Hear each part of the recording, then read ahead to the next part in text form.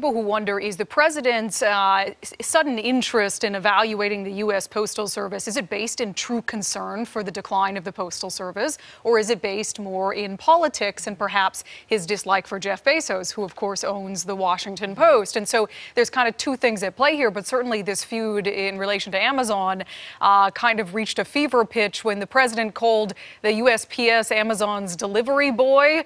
Here's one of the tweets that the president had sent out saying, "I am right about Amazon costing the United States Post Office massive amounts of money for being their delivery boy. Amazon should pay these costs and not have them borne by the American taxpayer," saying it's costing billions of dollars. So let's talk about this task force that is being created.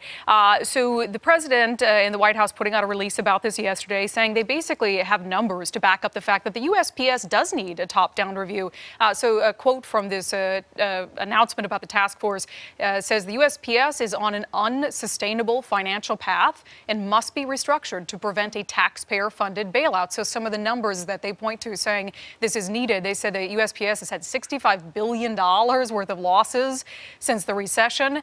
It's been unable to make mandated retiree health benefit payments, and that if this keeps going this direction, the post office can't fulfill its main mission, which is to provide prompt, reliable, and efficient service to everyone in the United States. But again, as Liz had alluded to, there are people who wonder, and specifically because of things the president has said himself, if this is less about the USPS failing and more about politics. Because take a look at these tweets, and these go back years, as you guys had alluded to. So one of them, this is just earlier this month, "So many stories about me in the Washington Post are fake news."